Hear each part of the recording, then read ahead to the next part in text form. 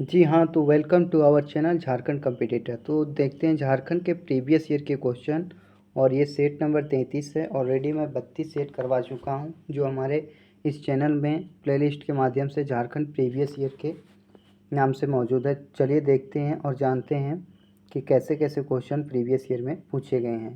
पहला क्वेश्चन है, झारखंड के वर्तमान मुख्यमंत्री जो हैं वो किस निर्वाचन क्षेत्र से विधानसभा के सदस्य हैं? पूर्वी जमशेदपुर, पश्चिमी जमशेदपुर, रांची या धनबाद?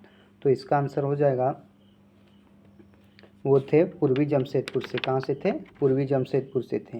लेकिन ये बता रहा है 2014 में, जिस समय रघुवर दास की सरकार थी। अभी में यदि पूछा जाए कि अभी किसकी सरकार है, हेमंत सरकार की, तो हेमंत सोरेन, वो किस विधानसभा क्षेत्र से हैं? तो वो दो विधानसभा क्षेत्र से चुनाव लड़ जीते थे, एक बरहेट से, एक दुमका से। लेकिन बरहेट का सीट अपने खुद रखे थे, जबकि दुमका के सीट पर फिर उपचुनाव हुए थे, जिसमें उसके भाई द्वारा जीत दर्ज किया गया था। अगला है, झारखंड में जिलों की संख्या कितनी है? 24 है, 22 है, 26 है या 28 है? तो 24 है। अभी जिलों की संख्या 24 है। लेकिन यदि बोला जाए कि राज्य निर्माण के समय जिलों की संख्या कितनी थी, तो उस समय मात्र 18 जिले थे। कितने जिले थे? 18 जिले थे।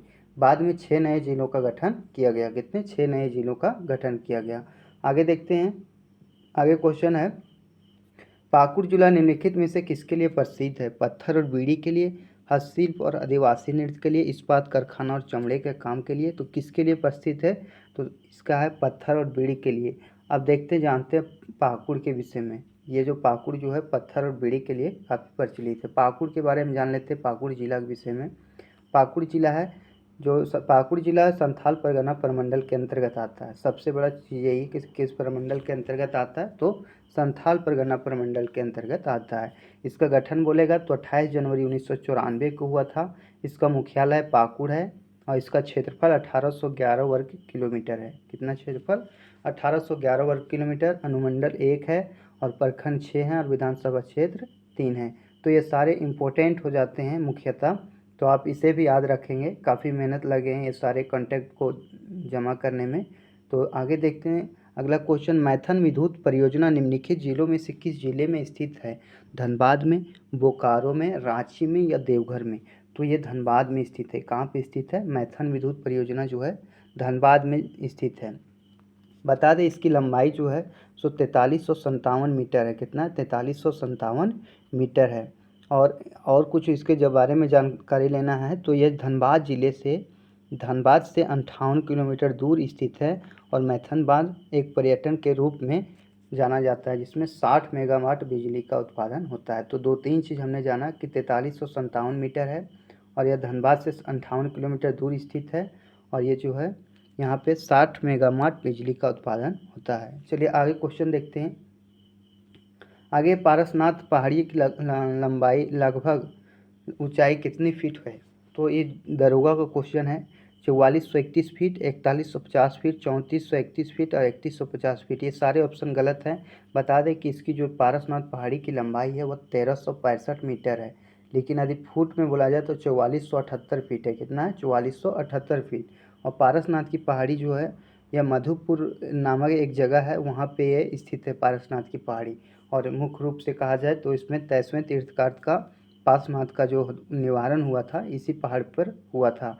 और यह जैन धर्म के लिए काफ़ी महत्वपूर्ण माना जाता है। जैन धर्म के लिए एक तीर्थ स्थल बन के रूप में स्थित है। आगे देखते हैं। अब गिरिडीह के धनबाद के बारे में भी मैं नीचे बताऊंगा आपको कि इसका गठन कब किया गया था।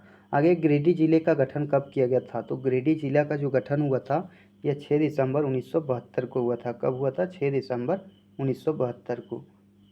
अब गिरिडीह और धनबाद जिले से पूछे जाने वाले सवाल भी आपके नीचे आगे, झारखंड के किस जिले में अनुसूचित जनजाति की सर्वाधिक जनसंख्या है? अनुसूचित जनजाति यानी एसटी की जनसंख्या कहाँ पे, किस जिले में सबसे ज़्यादा है? सिमडेगा में, सरायकेला में, देवघर में या गुमला में? तो देखा जाए तो सबसे ज़्यादा एसटी जो है सिमडेगा जिले में। कहाँ पे है? सिमडेगा जिले में है। अधिक बोला जाए एससी कहाँ पे है, तो एससी सबसे ज़्यादा पलामू में है। और एसटी और एससी सबसे कम कहाँ पे है? तो सबसे कम यदि बोला जाए तो कोडरमा डिस्ट्रिक्ट में जो एससी और एसटी की जनसंख्या है वो काफ़ी कम है, यानी सबसे कम है। आगे लोहरदगा जिले का निर्माण किस जिले का विभाजन करके किया गया था? बता दें लोहरदगा जिला का जो निर्माण है वह रांची जिला को काट करके विभाजन करके 1981 में लोहरदगा जिले का निर्माण किया गया था। किसका? लोहरदगा जिले का निर्माण रांची के एक हिस्सों को काट कर लोहरदगा जिले का निर्माण 1981 में किया गया था। अब देखते हैं कुछ इम्पोर्टेंट फैक्ट। पहले सिमडेगा आया था, तो सिमडेगा सबसे पहले देखते हैं कि सिमडेगा जो है सो दक्षिणी छोटा नागपुर के अंतर्गत आता है सिमडेगा, और इसका गठन हुआ था 30 अप्रैल 2001 को। मुख्यालय इसका सिमडेगा है और इसका क्षेत्रफल यदि बोल दे तो 3774 वर्ग किलोमीटर है। अनुमंडल 1 है, प्रखंड 10 है और विधानसभा क्षेत्र कितने? 2 हैं। तो सिमडेगा से ये सारे क्वेश्चन आपके आने वाले एग्जाम में पूछे जा सकते हैं कि इसका गठन कब हुआ था, इसका क्षेत्रफल कितना और अनुमंडल कितना है।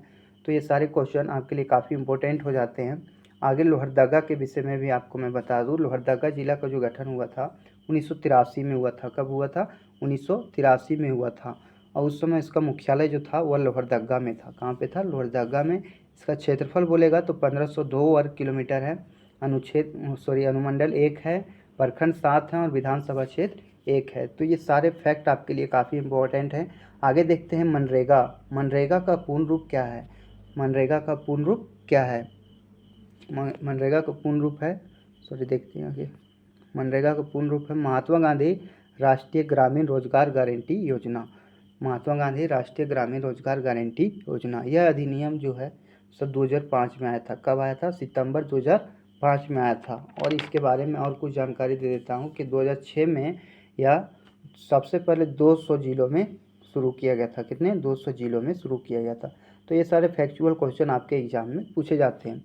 आगे देखते हैं झारखंड राज्य में इंदिरा गांधी मातृत्व सहयोग योजना के अंतर्गत प्रदान की जाने वाली राशि कितनी थी? तो 6000, 5000, 4000 या 7000। तो इंदिरा गांधी मातृत्व सहयोग योजना के अंतर्गत यह राशि कितनी थी?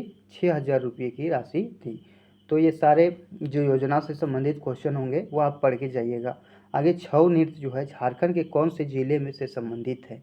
बता दें छऊ नृत्य जो है यह झारखंड के सरायकेला खरसावा जिले से संबंधित है, और यह झारखंड का सबसे मशहूर लोक नृत्य है। सरायकेला जो खरसावा में छऊ नृत्य है यह सबसे मशहूर लोक नृत्य है, और इसे 1938 में सरायकेला के राजकुमार सुधेंद्र नारायण सिंह 1938 में सुधेंद्र नारायण सिंह के द्वारा इसका प्रदर्शन विदेशों में किया गया था। 1938 में विदेश में इसका कौन किए थे? तो सुधेंद्र नारायण सिंह के द्वारा किया गया था, और यह एक योजपुर नृत्य है। तो सरायकेला खरसावा और छऊ नृत्य के बारे में हम 2-3 चीज़ जाने कि छऊ नृत्य जो है सो सरायकेला खरसावा में मनाया जाता है। इसको जो 1938 में विदेश में प्रदर्शित करने वाले थे सुधेंद्र नारायण सिंह। आगे है, और यह एक योजपुर नृत्य है। इतना याद रखना चाहिए, याद रखना है आप लोग को। आगे जनजातियों में होने वाली कर्मा पूजा हिंदू धर्म के किस पर्व के समान है? तो हिंदू धर्म के कर्मा पूजा जो है यह हिंदू धर्म के रक्षाबंधन के समान है। कर्मा पूजा जिस तरह हम लोग मनाते हैं जनजाति लोग, उसी तरह से हम लोग हिंदू धर्म के रक्षाबंधन के रूप में होता है। आगे देवकी नंदन ने खाली जगह पुस्तक लिखी थी, तो एक पुस्तक लिखा था जिसका नाम था निधरे आंखी जलांखी पाते, निधरे आंखी जलांखी पाते, और इसे 1942 में रघुनाथ मुर्मू द्वारा प्रकाशित किया गया था। 1942 में किसे? रघुनाथ मुर्मू द्वारा प्रकाशित किया गया था। अगला क्वेश्चन है संथाल साहित्य का प्रथम नाट्य विधु चांदन जो है विधु चांदन जो है किसके द्वारा लिखा गया था? तो यह रघुनाथ मुर्मू के द्वारा लिखा गया था। विधु चांदन जो है रघुनाथ मुर्मू के द्वारा लिखा गया था। अगला घाघरी जलप्रपात खाली जगह में स्थित है, नेत्रहाट में स्थित है, लोहरदगा में स्थित है, गढ़वा में स्थित है या सारंडा में स्थित है? बता दें सारंडा जो है सबसे घना जंगल है झारखंड का। आगे घाघरी जलप्रपात कहाँ पे है इसके बारे में भी मैं बता दूं कि घाघरी जलप्रपात जो है सो नेत्रहाट में स्थित है, और नेत्रहाट जो है नेत्रहाट से 7 किलोमीटर उत्तर में। ये भी क्वेश्चन पूछा गया कि नेत्रहाट से कितने किलोमीटर दूरी पर है? तो 7 किलोमीटर और उत्तर में स्थित है। कौन सा? घाघरी जलप्रपात। आगे बैगा प्रजाति खाली जगह को पवित्र मानते हैं, तो बैगा जनजाति किसको पवित्र मानते हैं? बाघ को, गाय को, गेंडा को या बैल को किसको पवित्र मानते हैं? तो यह बाघ को पवित्र मानते हैं। बैगा जनजाति बाघ को पवित्र मानते हैं, और यह पलामू, गढ़वा, लातेहार, रांची, सिवूम आदि जिलों में निवास करते हैं। और बैगा के बारे में एक और महत्वपूर्ण चीज़ है कि यह औषधीय औषधीय पेड़ पौधों के अच्छे जानकार होते हैं और इसी से अपना वो जीवन यापन करते हैं। तो ये भी काफ़ी इम्पोर्टेंट हो जाता है कि औषधीय ज्ञान से संबंधित प्रजाति कौन सी है, तो बैगा जनजाति है। आगे है क्वेश्चन नंबर 17 देखते हैं, इदीमा जनजाति के विवाह का तरीका क्या है। इदीमा जो होती है खाली जगह किस जनजाति के विवाह का तरीका है, तो इदीमा जो है यह असुर जनजाति के विवाह का एक तरीका, असुर जनजाति के विवाह का एक तरीका है। चूँकि असुर जनजाति में बहुत सारी विवाह प्रचलित है, लेकिन मुख्यतः सेवा विवाह है, सेवा विवाह है, पलायन विवाह है, जबरन विवाह या तो गुलट विवाह है। नेक्स्ट क्वेश्चन देखते हैं, पलामू किले का निर्माण किस वर्ष में प्रारंभ हुआ था। तो पलामू किला का निर्माण जो हुआ था 1699 ईस्वी में हुआ था। कब हुआ था, 1619 ईस्वी में हुआ था। बता दें कि पलामू किले का निर्माण जिस समय हुआ उसमें उसके बाद पलामू के किला में एक पुराना किला और एक नया किला, पुराना किला और एक नया किला का निर्माण किया गया। तो पुराना किला को प्रताप राय के द्वारा बनाया गया था और नया किला को मेदिनी राय के द्वारा बनाया गया था। ये भी सारे क्वेश्चन आपके लिए काफ़ी इंपॉर्टेंट हो जाता है। तो पलामू किला में 2 किले थे, एक पुराना किला और एक नया किला। पुराना किला प्रताप राय और नया किला को मेदिनी राय ने बनाया था। अगला है, नगर उटारी में स्थित बाबा बंसीधर मंदिर में सोने से बनी भगवान कृष्ण की मूर्ति का वजन कितना है। तो 1280 ग्राम, 1100 ग्राम, 1560 ग्राम, 1400 ग्राम। तो 1280 ग्राम है। कितना है, 1280 ग्राम है।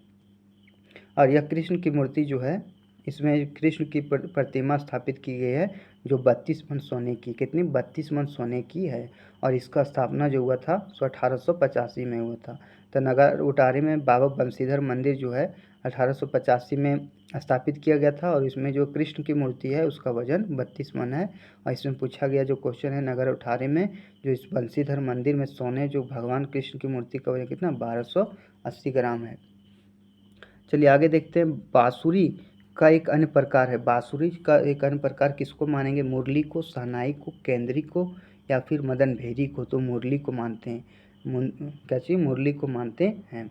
आगे क्वेश्चन है, दोस्मी नृत्य में खाली जगह किस प्रकार के संगीत का उपयोग किया जाता है। दोस्मी नृत्य में लंगड़े नृत्य का जो प्रयोग, लंगड़े प्रकार के संगीत का प्रयोग किया जाता है। अगला है, सोहराय नृत्य में महिला खाली जगह गाती है। तो महिला जो है सोहराय नृत्य में क्या गाती है, चुमवाड़ी, लंगड़े, जमा या सकरात। तो चुमवाड़ी गाती है और ये जो चुमवाड़ी है वो गाय और गाय गरु को जो है उसे चुमाने के लिए ये चुमवाड़ी गीत गाया जाता है। नेक्स्ट क्वेश्चन देखते हैं, जनजातीय आंदोलन का मुख्य कारण क्या था।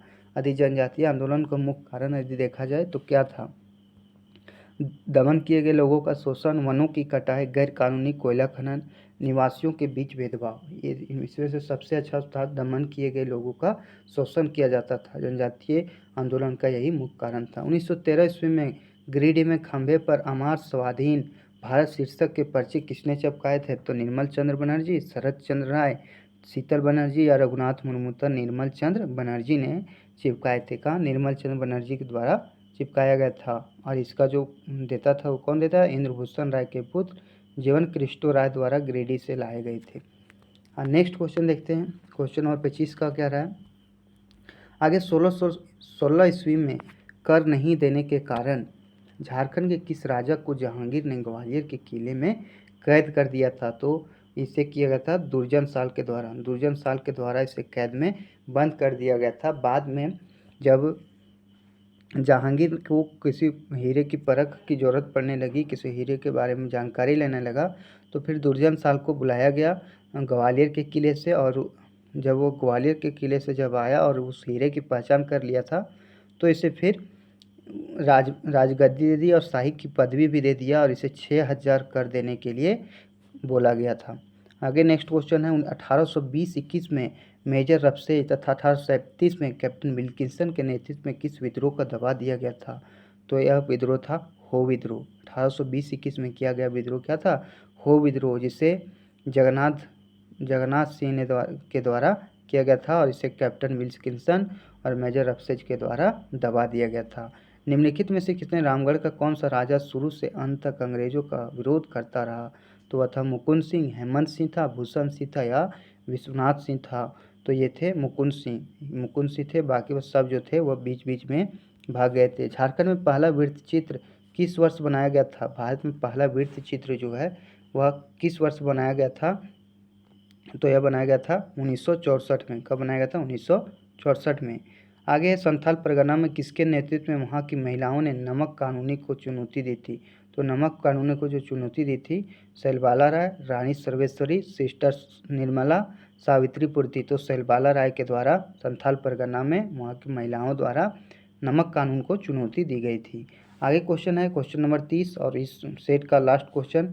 किसने घोषणा किया अबुआ राज एटेजना महारानी राज टुंडू अब मुंडा राज शुरू हो गया है और रानी विक्टोरिया राज समाप्त हो गया? यह बात जो है सो किस आंदोलन में कहा गया था? बिरसा मुंडा आंदोलन में, ताना भगत आंदोलन में, जतरा भगत आंदोलन में, तिलका मांझी के द्वारा?